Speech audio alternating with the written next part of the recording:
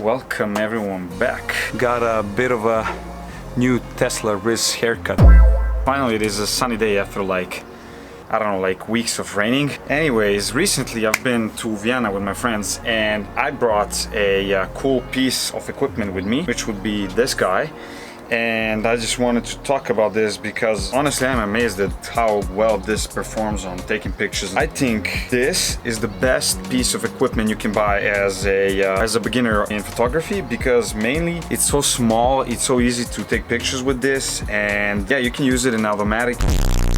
I can't even use manual on this because the screen is broken. It's pretty cool even for somebody who has been doing photography for years. I think you guys should definitely try this if you've been doing photography for years and stuff, because it's so easy to carry around, especially if you're traveling. You can just take it like this and then boom, go take for a picture. Usually we're carrying all our equipment in the backpack and you can't really just all the time take the camera out and all the stuff. Even when it's hanging, it's a bit of a hassle. This is cool for taking those quick pics, especially if you're on the go. It's pretty affordable. I think you can buy these for I don't know, $20 or $30. I have another one here. This is a Canon PowerShot A510. This is a Canon Ixus 40, and the only problem with these is they use old SD cards, so you will not be able to use any kind of newer SD cards for that. But so I mean, look at how old this is. It only has 512 megabytes.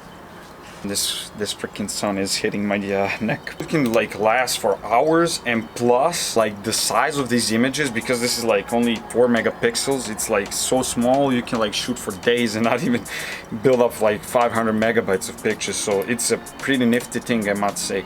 And I can show you even the pictures I took from Vienna. They're awesome. I mean, this thing even has a built-in flash here, so taking pictures, it can just light them up. And also the pics come out looking like they were taken on an analog camera, so it looks pretty awesome.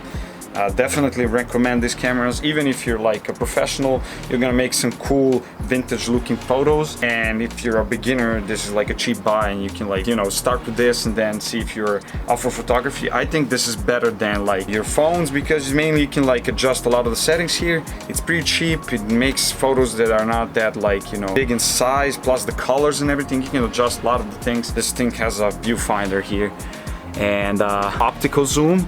So you can move, it is 5.8 to 17.4 millimeters, 2.8 f to 4.9. You cannot beat this with a smartphone, so I think the pictures can come out pretty clean. Guys, tell me what you think about these. In my opinion, the best buy you can get as a starter photographer. I mean, not specifically this camera, but these older cameras, you can pick them up for pretty cheap. They make awesome photos, they look very vintagey, plus when you're rocking it around, it looks pretty cool, just hanging from your hand here. And they're pretty cheap, so even if you break them, lose them, or whatever, it doesn't matter. Pretty cool. So I strongly suggest you get one of these and play around with them, see what you can do. And as always, I'll see you in the next one.